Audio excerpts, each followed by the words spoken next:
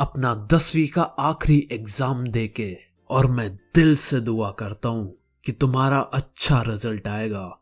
और रिजल्ट की ज्यादा टेंशन नहीं लेने का, वो तो भगवान और सीबीएसई एग्जामिनर संभाल लेगा। और दोनों के साथ ही अपनी सेटिंग है। अब मौज करो।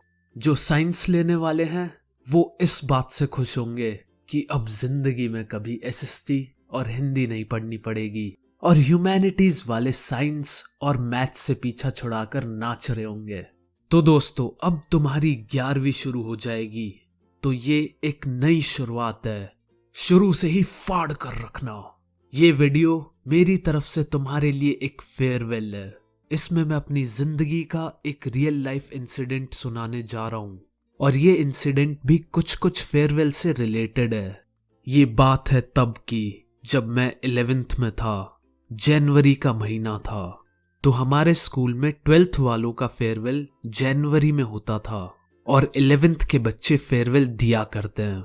एक प्रॉपर कल्चरल प्रोग्राम होता है जिसमें कुछ बच्चे डांस करते हैं, कुछ गाना गाते हैं, कुछ एक्टिंग करते हैं। तो फेयरवेल की तैयारियां शुरू हो गई। एक मैम आती है मेरी क्लास में और बच्चों के अलग अलग कैटेगरीज में नाम लिखने लगती है। तो कैटेगरीज तो मैंने तुम्हें बताई दी थी, डांस, म्यूजिक, एक्टिंग। फिर मैम मुझसे पूछती है, बेटा तुम क्या करोगे, नाचोगे या गाओगे? तो मैं बोलता हूँ, मैम हम नाचते और गाते सिर्फ बाथरूम में। मैम भी हंसने लग गई और बोली, बेटा तो क्या करोगे? तो मैंने थोड़ा सोचा और फिर बोला, मैम मैं स्टैंड अप कॉमेडी करूंगा। क्योंकि भाइयों, मुझे उस स्कूल में 11 साल हो गए थे और हर प्रोग्राम में सेम गाने पर सेम स्टेप हुआ करते थे। मतलब डांस के टीचर बदलते रहते थे पर डांस के स्टेप कभी नहीं बदले।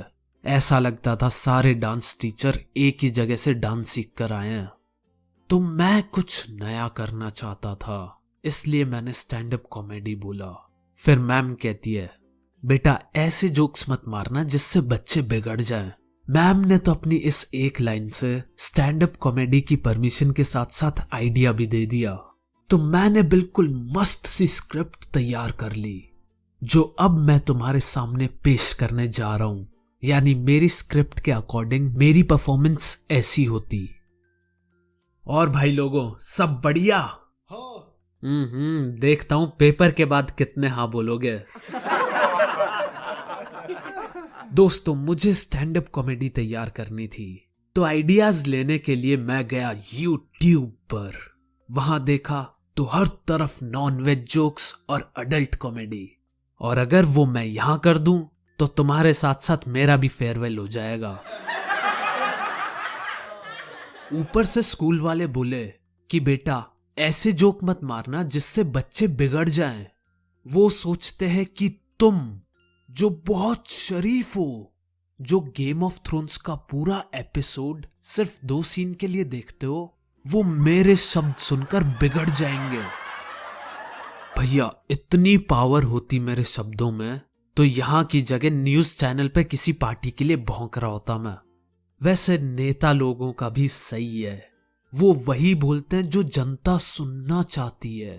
तो एक बार राहुल गांधी एक पियक्कड़ से टकरा गया। वो राहुल गांधी को बोला, काश एक ऐसी मशीन होती कि एक तरफ से आलू डालें और दूसरी तरफ से सोना निकले। ऐसी मशीन लगाऊंगा, इस साइड से आलू घुसेगा, उस साइड से सोना निकलेगा।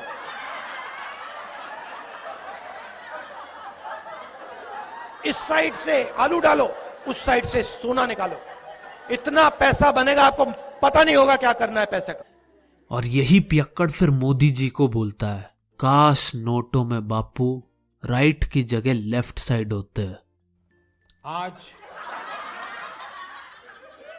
मध्यरात्रि यानी 8 नवंबर 2016 की रात्रि को 12 बजे से वर्तमान में जारी 500 रुपए और 1000 रुपए के करेंसी नोट लीगल टेंडर नहीं रहेंगे। खैर, वैसे कॉमेडी तो मेरे जैसे बच्चों की जिंदगी के साथ हो रही है, जैसे ही 11वीं में घुसते हैं तो जिंदगी का एक ही मकसद होता है, IIT। और 12वीं के आते आते वो मकसद बन जाता है हम दो और हमारे दो। सब कहते हैं IIT क्रैक करने के लिए बहुत पढ़ना पड़ता है, पर पूरी सच्चाई कोई नहीं बताता कि जैसे ही इंसान 11वीं में घुसता है तो डिस्ट्रैक्शन नाम का एक बंदा खड़ा मिलता है और बोलता है, ये लो प्यूबर्टी, PUBG, नेटफ्लिक्स का अकाउंट। अरे वो कहाँ गया? ओहो, वो तो बैन कर दी गई है। कोई नहीं, तेरे लिए तो यही बहुत है, अब करके दिखा IIT।